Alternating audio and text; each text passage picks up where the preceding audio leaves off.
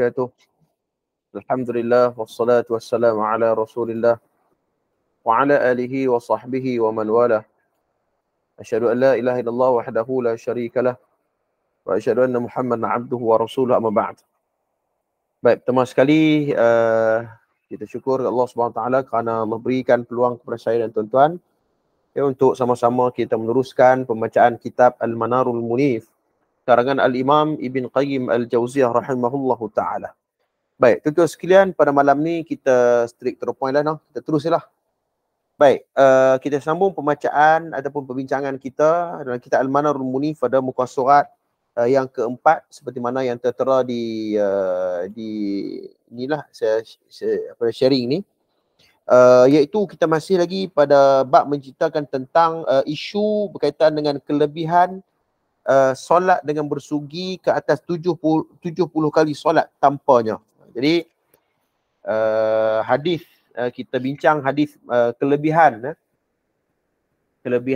kita bersugi, kemudian kita bersugi, yang ni bersiwak, kemudian kita solat, ia lebih afdal 70 kali solat seumpama seperti 70 kali sembahyang berbanding dengan kita tidak bersugi. Ya, seperti mana hadis yang kita pernah baca, tafdhulu salatul lati yustaku laha ala salati allati la yustaku laha 70 dhi'fan.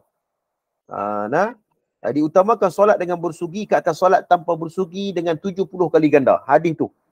Maka perbincangan kita pada malam ni, adakah betul hadis ni disebut kelebihan-kelebihan tersebut, ataupun ada hadis yang lain menyebut tentang kelebihan yang lain. Membicarakan tentang siwak ni, kita bersugi ni. Baik, kalau kita asal ni, muka surat yang keempat, wa qad akhrajahu al-Hakim fi sahih wa qala huwa sahih ala syart Muslim. Ya, Al-Hakim telah merekodkan hadis ni dalam kitab sahihnya, kitab apa? Kitab Mustadrak ala Sahihain. Dengan menyatakan ianya sahih menurut syarat sahih Muslim. Jadi siapa yang mensahihkan hadis ni? Al-Hakim dalam Mustadrak. Jadi kalau ungkapan huwa sahih ala syarat Muslim, kalau kita perhati manhaj Imam Al-Hakim dalam Mustadrak dia, jadi terdapat perbahasan di kalangan para ulama menyebut tentang manhaj Al-Hakim ni dalam Mustadrak. Seperti kalau kita lihat syurut fi asanid dalam Mustadrak, yakni syarat-syarat dalam bab sanad ni, di sisi Al-Hakim, Al-Hakim di sini adalah Al-Hakim An-Naisaburi, Abu Abdullah bin Muhammad bin Abdullah Al-Hakim An-Naisaburi, yang mengarang kitab Mustadrak ala Sahihain. Baik, antara manhaj ataupun syarat fi asani dalam Mustadrak dia, pertama ialah syarat amma an yakuna hadithul muttasil isnad bin naql thiqah an thiqah. Dia mestilah bersambung sanad dia dan dinakalkan oleh seorang perawi yang thiqah daripada perawi thiqah yang lain. Min awalhu ila muntaha saliman min syudzur wa min illah. Dia selamat daripada syadz dan selamat daripada illah. Ni siapa? Ini manhaj Mustadrak, syurut ammah. Ni syarat dia sudut am lah. Baik, para ulama apabila mengkaji dan buat penelitian, apabila dia melebut tentang syartu syaikhan atau ahduhuma, ataupun dia kata sahih ni, hadis ni sahih menurut syarat Bukhari Muslim, ataupun hadis ni sahih menurut sahih Muslim, ataupun menurut Imam Muslim. Apa maksud syurutu syaikhain fi ahaduhuma? Hadis ni sahih menurut syarat Bukhari Muslim. Apa maksud dia? Baik, para ulama bahas. Seperti Al-Iraqi, seperti Al-Imam An-Nawawi, Ibn Salah, Daqi Al-Aid, dalam Al-Imam Al-Zahabi dalam Talkhis Al-Mustadrak. Beliau mengatakan bahawa Nawawi terutamanya berkata innal murad biqauluhum ala syaratuhuma ay yakuna ar-rijal isnanu fi katabihima li'annahu laysa lahuma syarat fi kitabahuma.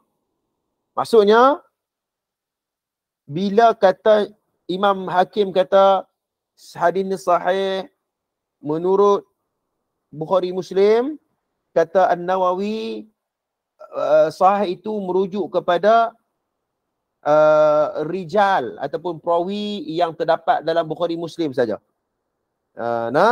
Bukannya merujuk kepada syarat pada dua-dua manhaj tersebut. Tuan boleh faham tak? Okey. Dia bukannya merujuk kepada syarat Bukhari, Imam Bukhari dan syarat kepada Imam Muslim. Bukan. Ia merujuk kepada hadis tersebut mempunyai terdapat perawi yang terdapat dalam dua-dua kitab sahih itu, Bukhari dan juga Muslim. Itu maksud syartu syaikhain ahaduhuma menurut Al-Hakim Naisaburi. Tuan-tuan. Baik, okey, tak apa. Itu dulu sebab kita nak kena faham. Jangan kita katakan, Al-Hakim kata sahih menurut syarat Imam Muslim, kira sahih lah. Belum tentu. Sebab tu kita kata bahawa belum tentu. Ya. Baik, kemudian Al-Hakim tidak meneliti hadis ini. Ya, walam yasna'ul hakim syai'an fa inna musliman lam yarwa fi kitabihi bihadzal isnad hadithan wahidan. Ya, kata al-Imam Ibn Qayyim al-Jauziyah, hadis apa tuan-tuan? Hadis yang saya sebut tadi ni, ya, hadis yang tafdalu salatul lati yustakadu laha ala salatil lati yustaku laha 70 dhi'fan. Hadis tu. Tuan-tuan tengok ni yang saya share ni. Muka surah 4 ni tuan-tuan. Muka surah 4 ni, tengok. Al-Hakim tidak meliti hadis ini, sesungguhnya Imam Muslim tidak meriwayatkan dalam kitabnya dengan sanad hadis seperti itu walaupun satu hadis serta beliau tidak berhujah dengan riwayat Ibn Ishaq. Jadi maknanya Imam Ibn Qayyim buat penelitian yang kata ianya sahih menurut syarat Sahih Muslim. Tu bukan bermaksud Imam Muslim bermaksud hadis dia, cuma rijalnya sahaja ada dalam Sahih Muslim. Sebab tu teknikal dalam ilmu hadis ni tuan-tuan sangat detail. Ya, sangat detail tuan sekalian. Ia perlukan walaupun kita kata dari sudut bahasa Arabnya macam tu, tapi dari sudut yang makna yang dikehendaki oleh para ulama hadis itu tak sama. Macam kita kata hak sebentar tadi, ya. Baik, kemudian bahkan beliau hanya meriwayatkan daripada hanya sebagai hadis syawahid dan mutabaah saja. Syawahid dan mutabaah, maknanya proses al-i'tibar. Hadis yang kata fadilat bersugi itu dapat sampai 70 kali semayang tu, itu ialah riwayat Ibn Ishaq. Okey. Adapun dakwaan penyataan Ibn Ishaq mengambil hadis daripada Zuhri menurut syarat Imam Muslim, ia sebenarnya tidak mengikut syarat Imam Muslim pun. Sebab tu saya kata tadi. Ya. Menurut Imam Nawawi, Al-Iraqi, Ibn Salah, bahkan Al-Bukhari, Ibn Daqi Al-Aid, bahkan Al-Imam Al-Zahabi dalam Takhis Mustadrak, mereka mengatakan bahawa ayyakun rijal isnad fi kitabahuma la annahu laisa lahuma syurut fi kitabahuma. Bukan syarat pun, cuma rijalnya sahaja ada dalam kitab tu. Jadi tak semestinya sahih lah apa yang ada kalau Al-Hakim kata walaupun menurut syarat Imam Muslim. Baik. Kemudian contoh pernyataan ini dan seumpamanya ialah kecacatan yang terdapat dalam kitab Al-Mustadrak, dan apa-apa yang diletakkan oleh penulisnya, dia menjadikan hadisnya sahih sedangkan tidak demikian oleh orang lain. Dia kata sahih, tapi orang lain menilai balik hadis yang terdapat dalam Mustadrak ala Sahihain itu tidak sahih. Mungkin dhaif dan sebagainya. Ya, sebab tu kena tengok balik Imam Zahabi kata apa apabila menyebut tentang apabila Al-Hakim kata sahih. Okey. Sebab tu para ulama mengatakan bahawa, ada sebagian ulama mengatakan bahawa Al-Hakim Naisaburi agak bermudah-mudah dalam menilai ataupun mensahihkan sesuatu hadis. Dia agak bermudah lah dalam mensahihkan satu hadis. Okey. Baik, kemudian. Okey, muka surat yang seterusnya. Sekejap. Muka surat yang kelima dah. Kalau ada buku tuan-tuan, tengok muka surat yang kelima. Okey. Baik, muka surat yang kelima. Allah Akbar, silap.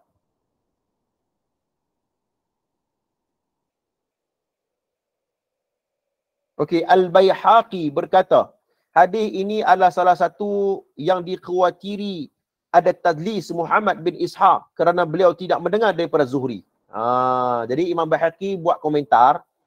Imam Baihaqi kata hadis yang kata 70 sampai 70 kali semayang tu, kali ganda tu, sebabkan dia bersugi tu, Imam Bayhaqi kata Ibnu Ishaq dia tak dengar pun hadis tu daripada Zuhri. Okey. Bahkan Al-Bayhaqi meriwayatkan daripada jalur Muawiyah bin Yahya As-Sadafi daripada Zuhri, tetapi Muawiyah tidak kuat dalam untuk diambil hadisnya. Maknanya Imam Bayhaqi buat main riwayat lain. Kita nak riwayat pertama, riwayat daripada Ibnu Ishaq. Ibnu Ishaq kita tolaklah sebab dia tak dengar pun hadis tu daripada Zuhri. Okey, pertama. Yang kedua, sebab tu okey. Kemudian Imam Bayhaqi buat main riwayat yang lain daripada jalur daripada Muawiyah bin Abi Yahya bin Yahya, dan jalur ni pun tidak kuat. Bahkan Imam Al-Bayhaqi dalam kitab Syu'batul Iman, Muawiyah bin Yahya bersendirian dalam hal ini. Maknanya tafarrud. Nah, Imam Bayhaqi dia tafarrud wa huwa Ibnu Ishaq. Nah, tafarrud bihi Muawiyah bin Yahya wa yuqal inna Ibn Ishaq akhadahu minhu. Kita boleh tengok dalam Syu'bul Iman oleh Al-Imam Al-Bayhaqi rahmatullah alaih. Jadi tafarrud tuan-tuan. Baik, tafarrud ni apa?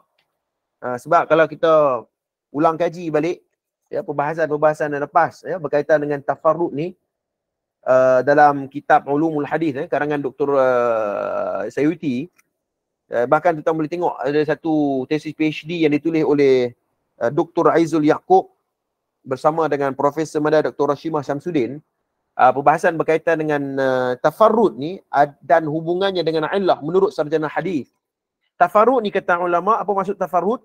Kita boleh tengok menurut Malyabari ya, dan beberapa ulama-ulama yang lain, beliau mengatakan bahawa tafarrud itu dari sudut istilah bermaksud seorang perawi meriwayatkan sebuah hadis tanpa diiringi oleh perawi-perawi yang lain, dan para nuqat menyebut dengan beberapa istilah seperti haditsun gharib, tafarrada bihi fulan, ya haddath hadith la ya'rifu illa min hadzal wajh, la na'lamuhu yarwi an fulan illa min hadithil fulan.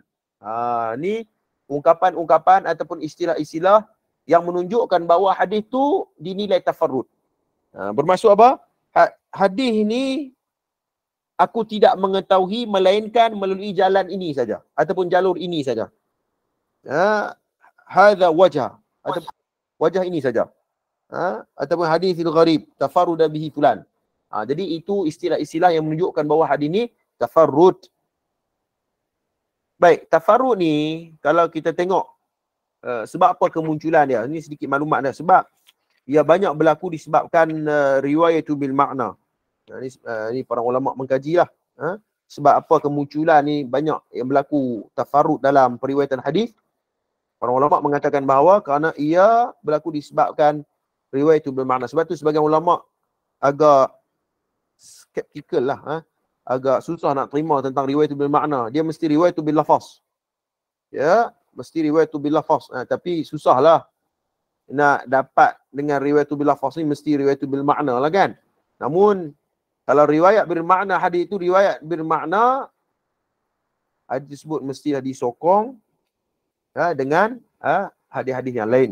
Ataupun kita katakan bahawa mestilah tidak mengandungi kecacatan dalam ilmu hadis. Riwayat bil makna, khususnya riwayat bil makna lah. Ada sebagian ulama yang menolak lah, seperti Imam Ibn Sirin yang wafat 110 Hijrah, Ali Ibn Al-Madini 234 Hijrah, Abu Bakar Ar-Razi, Qadhi Iyad dan ramai lagi lah yang menolak riwayat bil makna ni. Sebab kemungkinan ni akan berlaku tafarrud ni lah. Namun majoriti para ulama hadis seperti Imam Abu Hanifah, Malik bin Anas, dia berkata Imam Abu Hanifah bukan muhaddis. Saya ada kitab ni tuan-tuan sekalian.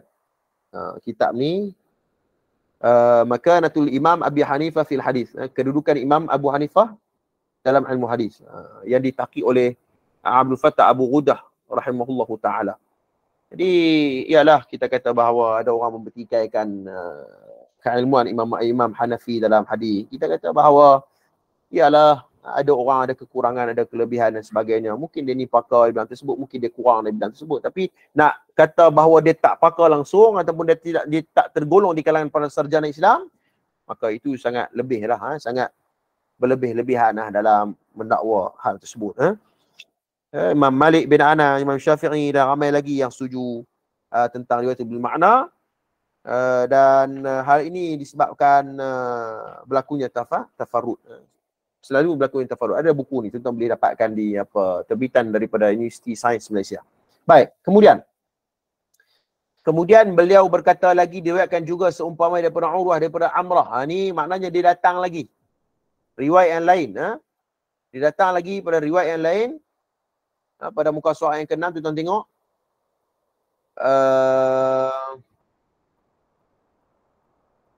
Beliau datangkan, beliau meriwayatkan daripada hadis. Maka dia datangkan riwayat yang lain. Riwayat itu pun kata dia wa huwa dhaif. Itu pun dhaif juga. Ini riwayat daripada Urwah, daripada Ammarah, daripada Aisyah. Kedua-duanya dhaif.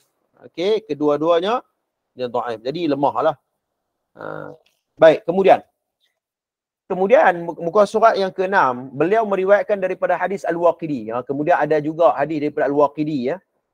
Katanya telah menceritakan kepada kami Abdullah bin Abu Yahya Al-Aslami daripada Abu Al-Aswad, daripada Urwah, daripada Aisyah, daripada Nabi SAW, raka'atani ba'da siwaki ahabu ila Allah min sab'i raka'atan qabla siwak. Baik, maknanya apa? Hadis yang tadi ni, tuan-tuan, dia ada 3 riwayat. Riwayat pertama daripada Ibnu Ishaq, saya ulang balik. Riwayat yang kedua daripada Al-Imam Baihaqi, dia datang ke riwayat daripada maknanya daripada Muawiyah bin Yahya, kemudian daripada jalan Urwah. Tiga tu semua lemah. Hadis yang tadi, lafaz yang tadi.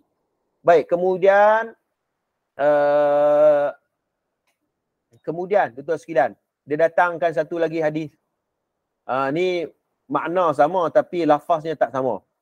Okey, makna sama, cerita tentang siwak juga, bersugi juga, dapat pahala sampai 70 rakaat sebelum bersugi. Okey. Dan jalan ni datang daripada siapa? Datang dari daripada Al-Waqidi. Walau bagaimanapun Al-Waqidi tidak boleh dijadikan hujah. Ni siapa kata? Imam Ibn Qayyim Al-Jauziyah. Imam Ibn Qayyim tak setuju riwayat daripada Al-Waqidi.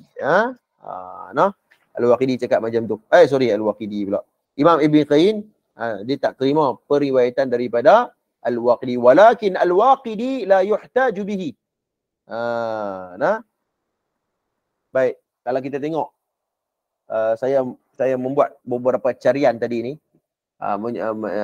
Beberapa kajian tentang Al-Waqidi berkaitan dengan sumber bagaimana kita nak berhadapan dengan Al-Waqidi. Ada orang buat dah tesis master lah, jurnal kajian berkaitan dengan Al-Waqidi ni. Maka para ulama mengatakan bahawa Al-Waqidi ni memang dia bermasalah, tetapi kita boleh ambil periwayatannya dengan bersyarat.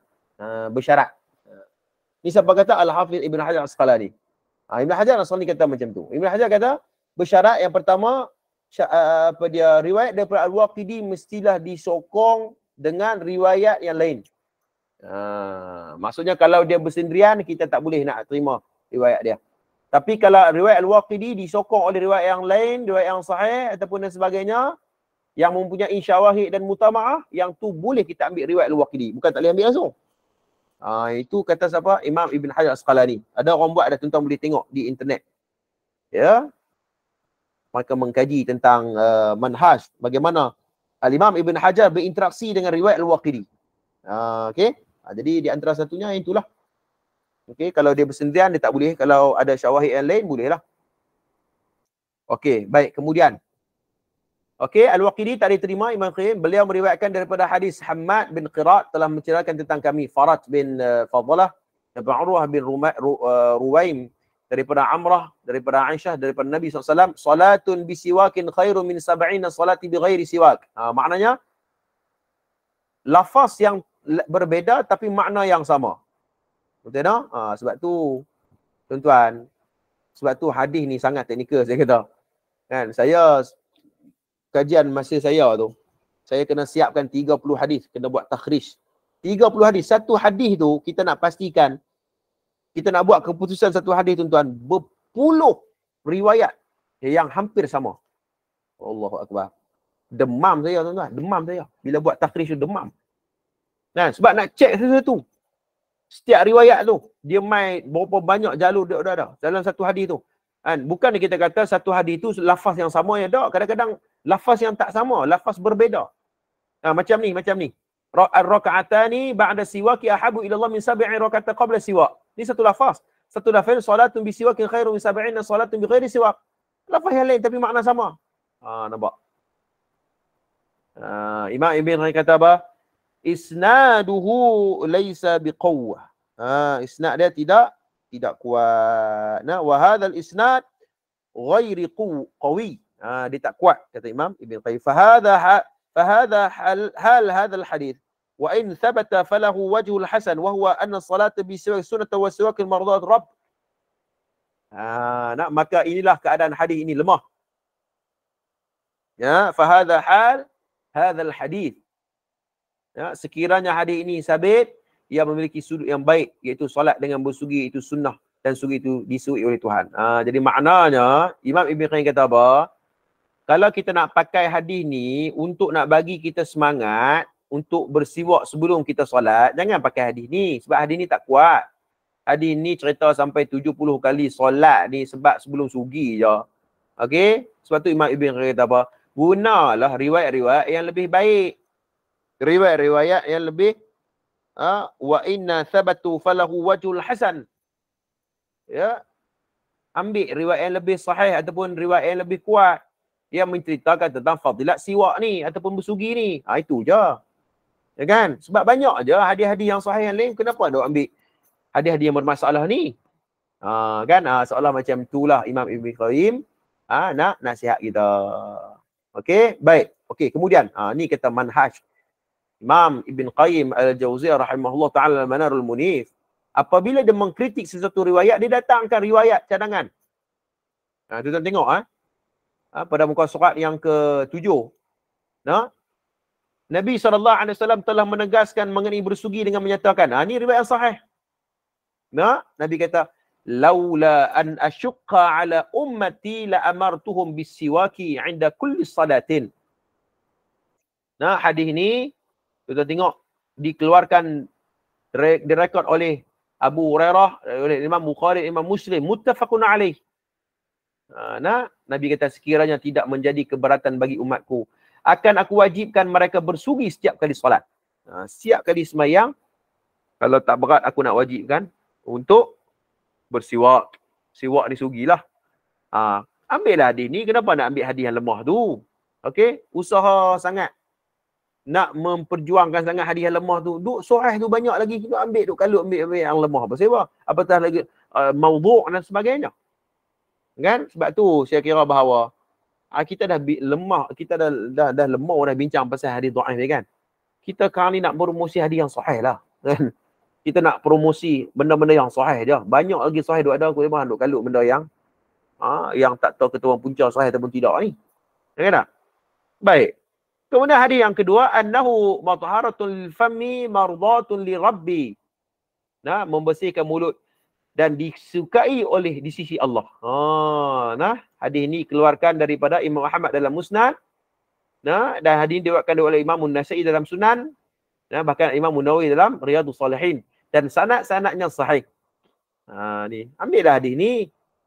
Bersihkan mulut tu disukai. Maksud mulut ni ialah salah satu tanda kebersihan seseorang manusia. Okey, kalau mulut dia bau ke apa ke bersih ni. Sebab tu dalam kitab-kitab fiqh kan, membincangkan tentang perkara-perkara yang dimakruhkan ketika mana sebelum solat, iaitu mereka yang makan bawang. Okey, makan bawang tu bau busuk.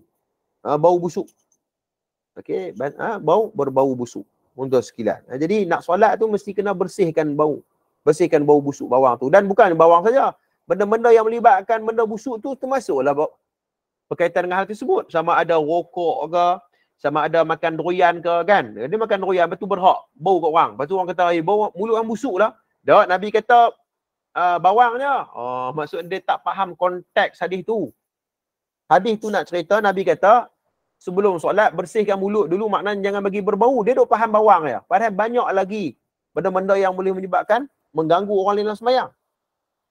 Nah, kemudian ada juga lah Pak Kiai ni, ada beberapa ustaz ni, dia kiah, dia kata rokok ni pun macam bawang lah, bau bawang. La ilaha illallah. Aduh, kita pun pening. Kan? Macam mana dia boleh kias ataupun kias? Ya, rokok tu yang diharap, yang dimakruhkan oleh para fuqaha disebabkan seperti dikiaskan macam bawang je. Sebab bau busuk je. Wih, tu jenuh. Kena tanya doktor lah. Ustaz-ustaz jangan duduk pandai-pandai. Dalam bab-bab sains ni, sains perubatan ni, kena tanyalah doktor apa mudarat dia. Ustaz pun tak erti juga, dia tahu dalil je. Jadi dia pun nak tahu sama ada boleh ataupun tidak, kena rujuk ahli dalam bidang dia. Fas'alu alladzik in kuntum la ta'lamun. Jangan buat pandai. Rujuk. Doktor-doktor medik, dia kata apa? Merbahaya rokok ni, memudaratkan diri dia, bahkan orang lain memudaratkan diri orang lain. Ya. Maka agama menjaga hal tersebut. Jadi macam mana ada orang yang membolehkan, mengizinkan rokok ini. Ya ilaha illallah. Panas hari ni, sehari dua. Saya sangat setuju apabila beliau mengkiaskan dengan bawang ini. Ya. Kaedah ilmu apa yang dia guna, kan? Ya, itu sekian. Jadi ulama dah kata hang nak isap rokok, lepas tu hang pakai dalil yang membolehkan hang isap rokok. Weh, senang kerja. Kan? Tengok apa pendetilan argumentasi para fuqaha apabila mengharamkan satu perkara. Ya. Benda tu semua memudaratkan diri dan memudaratkan orang yang duduk di sebelah orang yang isap rokok ni. Tiba-tiba pergi masuk isu rokok kan. Geram saya kan. Aduh. Wallahualam. Baik, dah apa? Kita masuk pasal sugi ni. Baik. Kemudian okey ya. Okey, ni hadis dia. Kemudian hadis yang seterusnya, aktsartu alaikum fis siwaki. Okey, hadis ni dikeluarkan oleh Al-Imam Bukhari dalam Jami' Sahihnya, jilid yang kedua, hadis yang muka surat 312. Okey. Apa maksud dia? Aku sering menggalakkan kalian untuk memperbanyakkan sugi. Sebab tu para ulama muhadithin apabila menyebut tentang sifat Nabi ketika mana bersugi ni, bila bukan waktu sembahyang saja, ya. Nabi bersugi pada hampir, tuan-tuan sekalian, kekerapan Nabi bersugi, kerap Nabi sugi ni. Ya, bahkan para ulama mengatakan bahawa Nabi lepas makan pun Nabi bersugi, lepas Nabi ambil air sembahyang pun Nabi bersugi. Boleh lihatlah dalam sebelum Nabi tidur pun Nabi sugi. Nabi bangun pun Nabi sugi. Dalam hadis riwayat Al-Bukhari, Nabi kata, kana Nabi SAW idza qama minal laili yashusu fahu bisiwaki. Hadis itu sahih. Nabi bersabda, ya, Rasulullah SAW apabila bangun daripada malam, Nabi akan menggosok mulutnya, yakni bersugi dengan siwak. Para fuqaha sepakat. Ini boleh lihat dalam syarah Riyadhus Salihin. Ulama mengatakan bahawa sepakat menyatakan Nabi akan menggosok gigi selepas bangkit daripada tidur. Bangkit daripada tidur. Baik, tuan-tuan sekalian. Okey, kalau kita lihat sedikit perbahasan lah. Adakah sama nilainya kita berus gigi guna Colgate ke, guna ubat gigi ke, dengan kita bersiwak guna kayu sugi itu? Sama ataupun tidak? Baik, di sini ada perbahasan di kalangan para ulama. Ya, Al-Hafidh Ibn Hajar Al-Asqalani dalam Fathul Bari mendatangkan pendapat daripada Al-Imam Syafi'i. Wa qala Syafi'i fihi dalilun ala anna siwaka laysa biwajib li'annahu law kana wajiban la amarahum syaqqa alaihim bihi aw lam yashaqquha wa ila al-qawli bi'adami wujubihi sara aktsaru ahli al-'ilm. Ya, Imam Syafi'i rahmatullah alaih menyebut bahawa hadis tentang siwak ini menunjuk bahawa sebelum solat tidak diwajibkan. dan sekiranya wajib, Nabi akan menyuruh umatnya bersugi. Pertama. Yang kedua. Yang kedua. Sebelum nak bahas hal tersebut kan.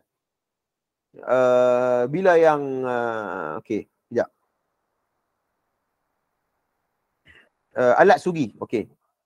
Alat sugi ni tuan-tuan, kalau kita tengok dalam perbahasan para ulama seperti disebut oleh Faid al-Ilah al-Maliki, menyebut bahawa zakar al-musannaf mahal lati yatlabu laha siwak syara' yubayinu ma yahsilu bihi saniyatul istiyya bi kulli khasyan tahir yazilul qalh. Ya, seseorang dikatakan menunaikan tuntutan bersiwak itu sekiranya menggunakan segala sesuatu perkara ataupun benda yang kesat, khashinah. Maknanya tak semestinya kayu sugi. Tak semestinya guna kayu sugi. Apa-apa perkara ataupun benda yang bersifat kesat dengan syarat dia suci lah. Bikulli khashinata tahiran. Bersih. Dan menyingkirkan safratul asnan. Ya, menyingkirkan warna-warna kuning di gigi. Maknanya yang duk lekat dekat gigi itulah. Okey. Jadi itu dipanggil sebagai siwak. Itu juga dipanggil sebagai bersugi. Dan hal ini juga disahkan oleh Imam Syafi'i dalam Majmu' Syarh Muhadzab. Dan yang paling asah lah, iaitu maknanya tak semestinya kayu sugi. Dan ini juga dipegang oleh Imam Nawawi rahmatullah alaih. Jadi kalau kena dengan syarat tu, dengan kita, maknanya dengan kita niat untuk mengikut sunnah, maka ia menepati, kita dapat pahala sunnah walaupun kita berus gigi. Tapi kalau ada orang kata, ada Ustaz, kami sugi lah, berus gigi lah, itu terpulang lah. Saya dah habang dah pendapat-pendapat ni. Okey. Jadi di situ ada keluasan lah, ada keluasan. Boleh lihat juga dalam Fiqhul Islam wa Adilatuh, bahas pada benda yang samalah. Okey. Jadi kalau tanya pendapat saya, dapat pahala tak sunnah kalau berus gigi, guna Colgate ataupun guna ubat gigi apa sebagainya? Ya. Ya. Bertepatan dengan sifatnya yang kesat, yang membersihkan, yang membuang bau-bauan yang tidak enak dekat mulut kita dan sebagainya. Jadi ia memenuhi sifat sugi itu sendiri. Okey, wallahu a'lam. Baik, kemudian kita tengok dalam Musnad Ahmad daripada Al-Tamimi berkata, aku bertanya Ibn Abbas tentang bersugi. Jawabnya, mazalan Nabi sallallahu alaihi wasallam ya'muruna bihi hatta khashayna an yunzala alaihi fi. Okey. Seringkali Nabi SAW menyuruh kami dengannya bersugi sehingga kami khawatir diwahyukan di syariat kepadanya hal ini. Jadi sahabat Nabi ni bila mereka tengok Rasulullah ni tak pernah tinggal bersiwak, sahabat Nabi risau takut benda ni jadi wajib. Macam tu nak bagi tahu kata benda ni, inilah amalan yang Nabi sukakan kebersihan. Ya, kebersihan, apatah lagi kebersihan gigi dan sebagainya. Baik, kemudian Imam Ibn Qayyim datang lagi. Hadis tentang bersiwak ni ambillah yang sahih-sahih. Seperti umirtu bisiwaki hatta khasyaitu an yunzila alayya bihi wahyi. Bermaksud sesungguhnya aku telah diperintahkan untuk bersugi sehingga aku khawatir akan diturunkan ke atas wahyu. Di makna yang sama lah tapi lafaz yang berbeza. Baik, kemudian hadis yang seterusnya daripada Ibn Abbas. Nabi SAW bersabda, hadis ini diriwayatkan daripada Imam Ahmad dalam Musnad. Tuan-tuan tengok. Kan seronok bila ada kitab ni, kemudian ada kat bawah ni nota kaki bawah. Kemudian kita boleh tahu dia punya rujukan-rujukan dia. Inilah orang panggil akademik. Ya, ilmiah, buku yang ilmiah, yang ada rujukan. Ya, bukannya nukilkan saja tapi tak ada rujukan. Tu kita kata tak apa nak puas hati kan. Macam beberapa nukilan-nukilan ataupun kita katakan bahawa ada orang dakwa-dakwi macam-macam. Okey, tulis macam-macam. Tapi kat bawah tu tak ada rujukan. Macam mana kita nak check? Kan? dakwa kata bangsa Melayu mai daripada apalah Datuk Bahaman apalah di Gunung Cerai macam-macam. Tapi bila kita tengok rujukan ni, mana rujukan ni? Kita nak tengok rujukan tu. Walaupun kita bukan bidang tu, tapi at least orang yang dalam bidang tersebut akan buat homework lah. Mereka akan buat bacaan lanjutan lah kalau ada rujukan. Nah, begitu. Itu dia punya orang panggil amanah dan ilmu dan juga bersifat akademik. Baik, hadis ni tuan-tuan sekalian, Ibn Abbas, mali arakum ta'tuni khalhan. Apa yang menyebabkan kalian menemuiku dengan gigi yang kuning? Nabi kata macam tu. Hampa jumpa aku ni dalam keadaan gigi tak bersih ni. Kan? Kemudian kata, astaku laula an asyqa ala ummati. Bersugilah kata Nabi SAW, sekiranya tidak menjadi keberatan bagi umatku, akan kufardukan kepada mereka bersugi. Sampai macam tu sekali. Nabi mementingkan soal kebersihan. Ya. Sebelum solat, selepas solat, lepas makan dan sebagainya. Ini dia agama kita. Kita sekalian. Baik, kemudian muka surat yang ke-9. Ya, dalam kitab Al-Manarul Munir, saya tengok tadi macam ada orang buka kitab kisah-kisah tidak sahih di meja berceramah. Saya minta maaf tuan-tuan, saya tersilap. Silap saya lah tu, maafkan saya lah. Sepatutnya dalam perbahasan berkaitan dengan buku kisah-kisah tak sahih di meja berceramah kemarin, tapi saya sepatutnya hari ni. Kan? Tapi saya tersilap tengok jadual, saya pergi study hak lain, pergi petang hak lain. Jadi bertukarlah sikit. Minta maaf lah tuan-tuan.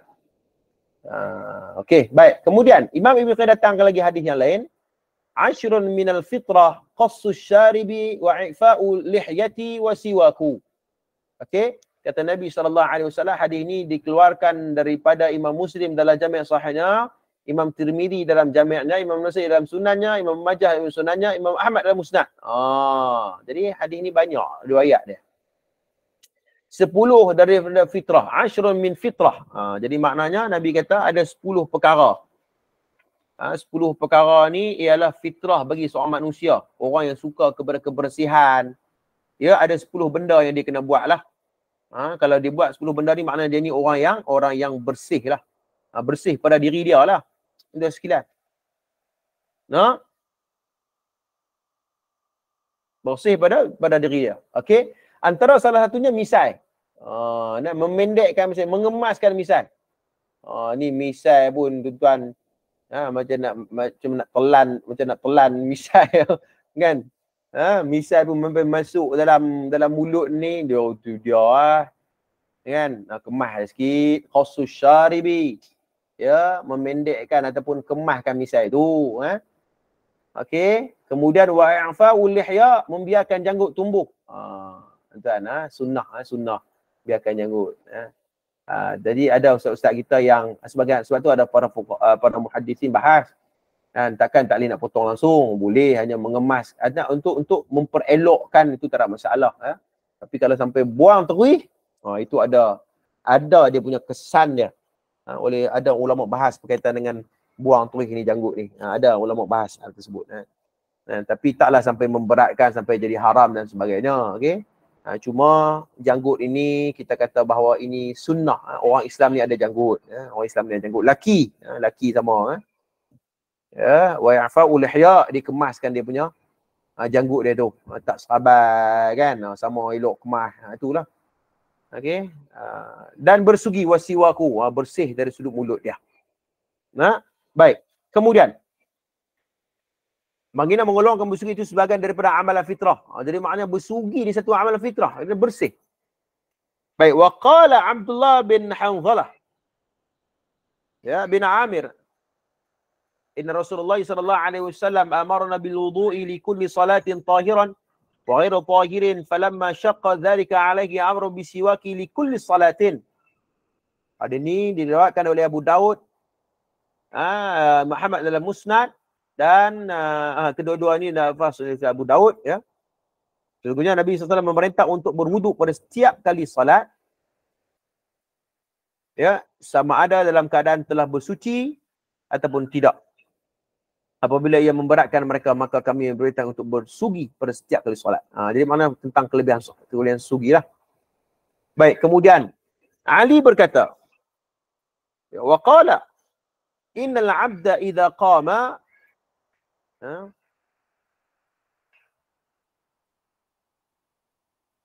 Tengok nah. Pada muka surat yang ke Saubah ni. Ke-10 Baik. Nah, in amda idza qama yusalli atahu al-malak.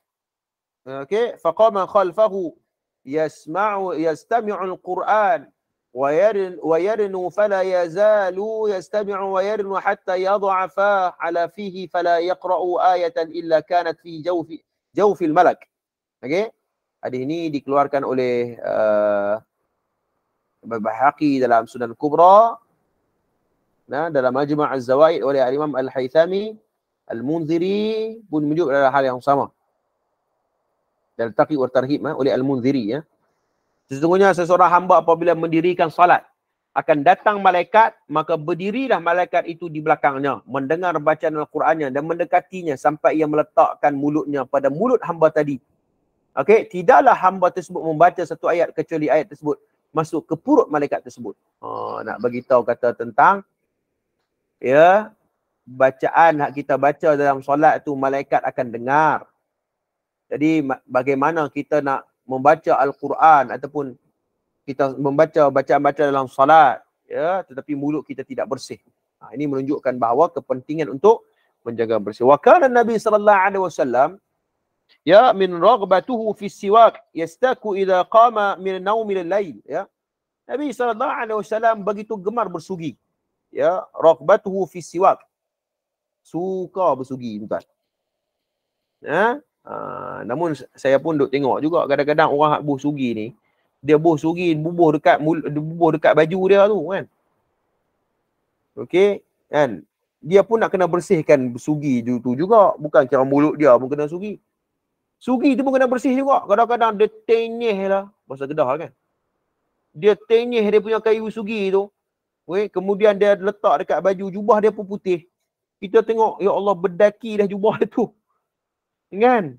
Dengan kayu sugi dia tu. Kan? Bersihkanlah sugi dia tu. Kayu sugi tu bersihkanlah. Bukan sekadar bersihkan mulut saja dan gigi. Kayu sugi tu pun kena bersihkan jugalah. Okey? Kita duk tengok kan, kadang kita pergi Mekah, kita duk tengok benda tu. Baginda bersugi ketika bangun daripada tidur, masuk ke dalam rumah dan hendak solat. Jadi sebelum tidur. Dalam kajian sains pun menyebut hal yang sama kan. Sebelum kita tidur ni makna memang sangat-sangat penting untuk kita berus gigi lah. Kalau bahasa kita berus gigi lah kan. Kalau tak berus gigi tu yang jadi masalah tu. Gigi berlubang, gigi rosak lah apa semua, nak kena cabut lah apa. Kan, kenapa? Sebab gigi dipenuhi dengan bakteria. Sebab kita tak basuh. Kita tak bersihkan sebelum kita tidur. Nabi dah bagi tahu lama dah kat kita. Okey? Dah bagi tahu lama dah. Nabi suka bersihkan mulut dia. Tapi kita kadang-kadang mai tua ni, mulut dah sikit, bila doktor dah nasihat barulah kalut nak berus gigi.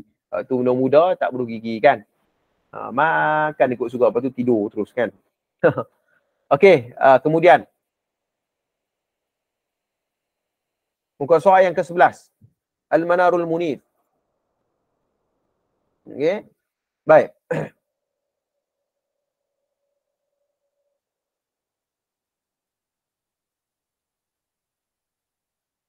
Sekejap Ada tadi.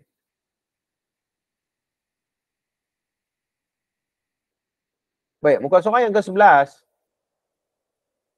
Baginda meninggal dalam keadaan bersiwak. Allahu Akbar. Maknanya Nabi, sebelum Nabi wafat tuan-tuan, Nabi wafat, okey, setelah mana Nabi bersiwak. Wa istaka 'inda mauti wa huwa fi siyaq. Sebelum Nabi wafat, Nabi bersiwak. Nabi bersiwak. Dia kata sampai macam tu sekali ya. Berkata Abu Sufyan daripada Ibnu Ishaq, daripada Abi Ja'far, daripada Jabir berkata, kana siwaku min udhinin Nabi sallallahu alaihi wasallam mawdi'al qalam min udhnil katib. Okey, sesungguhnya kayu miswak ada di telinga Nabi di tempat letak pena pada telinga seorang penulis. Sampai macam tu sekali. Sampai Nabi letak kayu sugi tu dekat telinga Nabi kita sallallahu alaihi wasallam. Nah, itu perbahasan dia. Baik.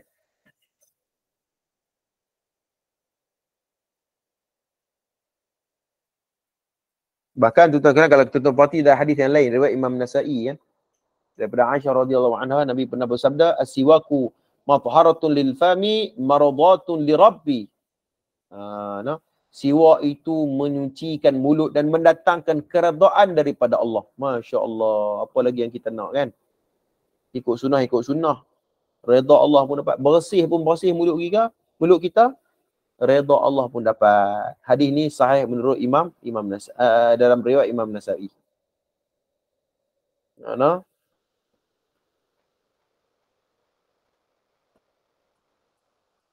Okey, bahkan kalau kita perhati dalam Al-Hafiz Ibn Hajar Al-Asqalani dalam Fathul Bari, ya, Ibn Hajar pernah mengungkapkan satu ungkapan, qala Ibn Daqi Al-Aid, al-hikmatu fi istihbab as-siwak 'inda al-qiyam ila as-salati kauniha hal taqarrub ila Allah faqtada an takuna hala kamalin wa nadhafatin idharan li syarafil ibadah. Kata siapa? Imam Ibn Hajar Al-Asqalani, dan nukil ucapan daripada Al-Imam Ibn Daqi Al-Aid. Dia kata di antara salah satu hikmah disunatkan bersiwak ni, ya, mendirikan salat, kerana waktu salat merupakan waktu untuk mendekatkan diri kepada Allah. Taqarrubi ila Allah. Sebab kita nak dengan orang pun kita nak jaga kebersihan kan, apatah lagi kita dengan Allah, antakuna hala kamalin, dan maka seseorang itu perlu dalam keadaan sempurna, wa nadhafatin izharan, dan bersih untuk menzahirkan kemuliaan, li syarafil ibadah, kemuliaan ibadat. Itu di antara hikmah kita bersiwak sebelum kita salat. Entah?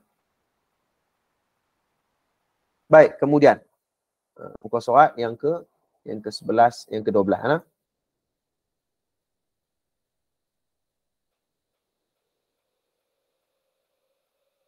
muka surat yang ke-12 mana? Allah, saya tak lupa nak scan pula. Okey ya, saya baca lah muka surat yang ke-12. Okey, muka surat yang ke-12.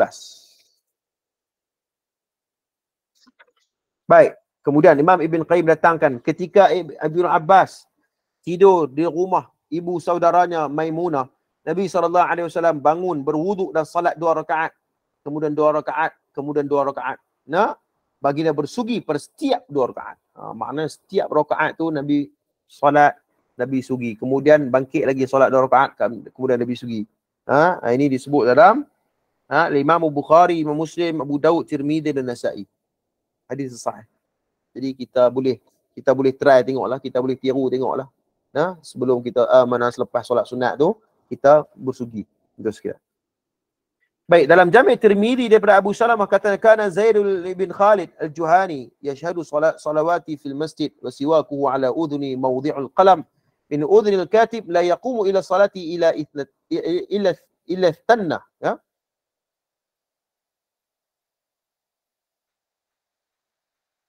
Muka surat yang ke-13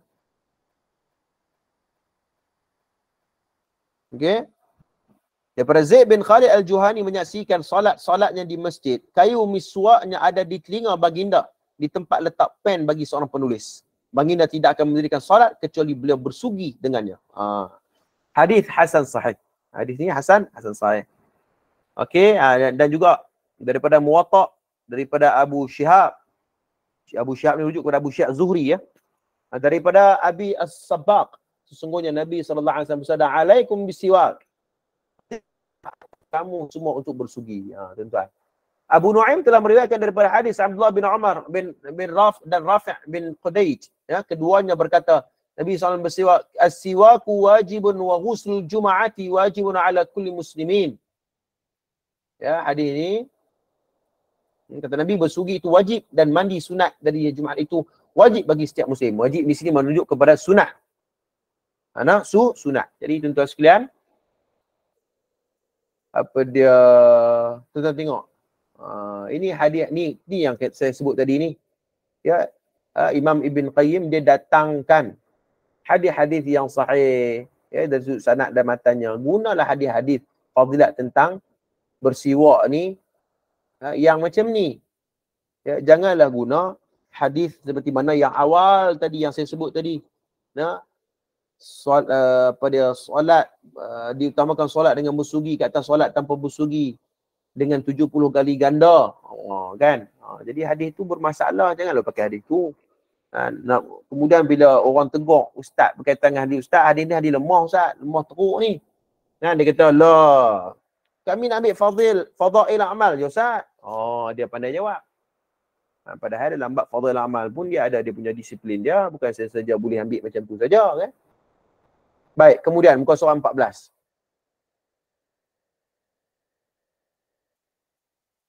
Muka surat 14.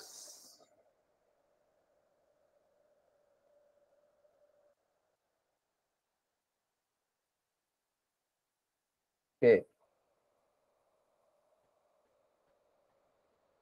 Okey dah. Baik, kemudian penguat syawahid. Syawahid ni maknanya dalam riwayat yang lain kepada hadis ini ialah yang diriwayatkan oleh Muslim dalam kitab sahihnya daripada hadis Abi Sa'id Al-Khudri, sesungguhnya Nabi sallallahu alaihi wasallam bersabda. Guna hadis ini. Ghuslu yaumil jum'ati ala kulli muhtalimin wa siwakun wa yasammu wa yamassu min at-tib ma qadaru alaih. Nabi mandi sunat hari Jumaat adalah bagi setiap orang yang telah akil baligh. Tuan-tuan, bila waktu ghuslu yaumil Jumaah ni? Adakah waktu 10 minit nak masuk Jumaat kita itu dikira sebagai mandi sunat Jumaat? Tidak. Ini sunat Jumaat ni tuan sekalian, lepas subuh pun kira mandi sunat Jumaat dah tu. Kita mandi subuh-subuh tu, kemudian kita niat solat Jumaat dah. Kita niat untuk mandi Jumaat, hari Jumaat dapat pahala. Tak semestinya setengah jam ataupun 5 minit sebelum masuk waktu solat Jumaat. Bukan macam tu. 7 itu dikira sebagai mandi hari Jumaat. Bersuri serta memakai wangian sekadar apa yang mampu olehnya. Jadi kalau pergi solat Jumaat tu disunatkan untuk kita pakai wangi-wangian. Justru inilah kedudukan bersugi. Kemudian Imam Ibn Qayyim dia buat kesimpulan Sekejap saya tengok dia punya kitab asal ni. Kitab asal. Maqama ghuslu yaumil Jum'ah.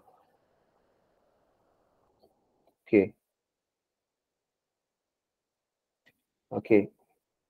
Wa idza kana hadha sya'n as-siwak wa fadluhu husulu ridha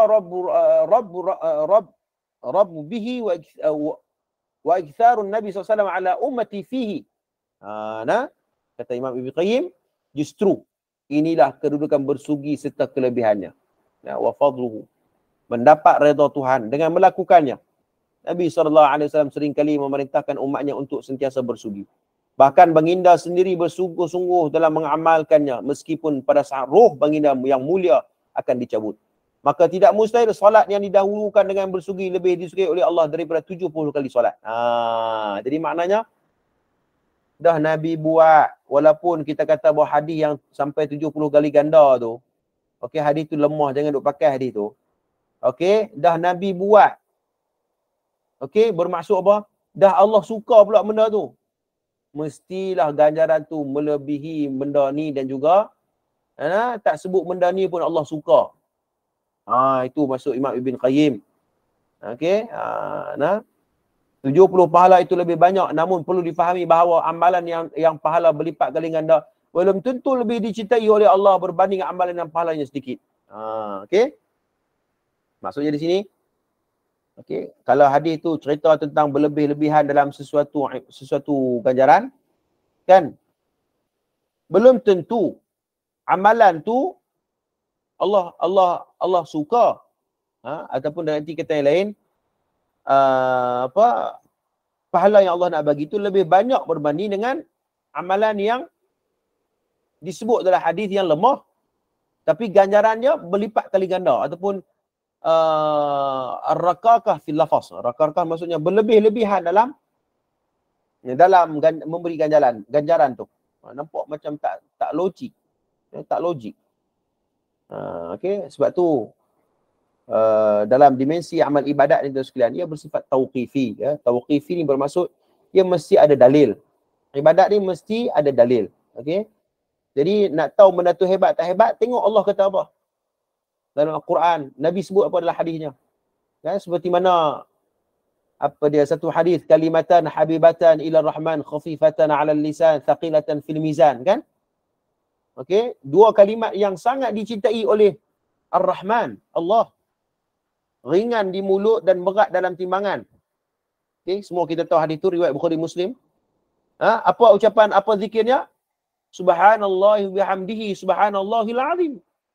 Okey, kalau kita tengok dalam konteks hadis tu, kita kata, takkan hadis ni sebut yang tu pun tapi kalimatnya sangat dicintai. Itulah agama kita. Kita nak tengok benda tu tinggi ataupun tidak di sisi Tuhan, tengok ada ataupun nas yang sahih menceritakan hal tersebut. Okey? Subhanallah. Baik, kemudian boleh jadi amalan yang sedikit lebih dicintai Allah sedikit kali pun amalan yang banyak mempunyai pahala yang lebih banyak. Baik. Hal ini juga seperti hadis yang terdapat dalam Musnad Imam Ahmad. Baginda bersabda, "Damu afra'a ahabu ila Allah min dami saudawain." Sesungguhnya darah seekor sembelihan yang putih bulunya lebih dikasihi Allah daripada darah dua ekor sembelihan yang hitam bulunya, iaitu untuk tujuan korban. Jadi hadis ini merujuk kepada tak sama orang yang sembelih binatang, ya, tak niat korban berbanding dengan dia sembelih banyak tapi tak niat korban, berbanding dengan orang dia sembelih seekor saja binatang sembelihan tapi dia niatkan untuk korban. Pahalanya sangat besar di sisi Tuhan. Macam orang bagi sedekah lah tuan-tuan. Orang bagi sedekah RM10 dengan RM1,000.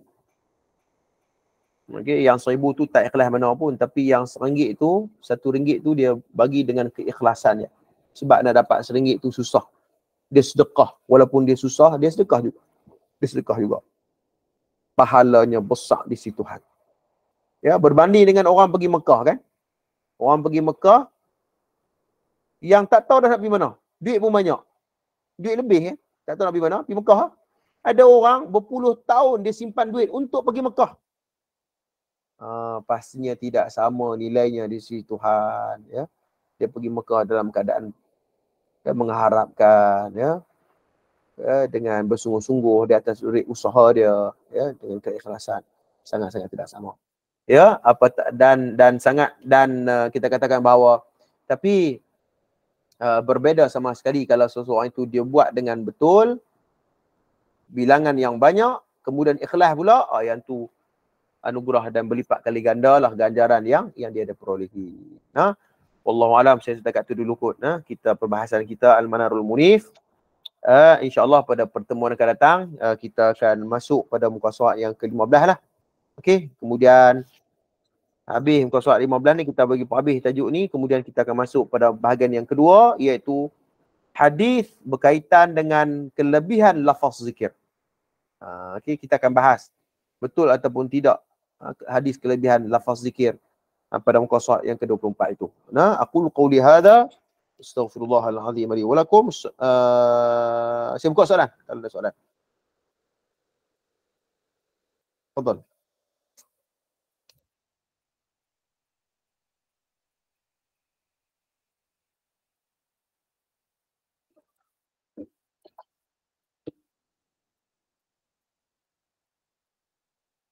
Wallahu a'lam. Ada soalan?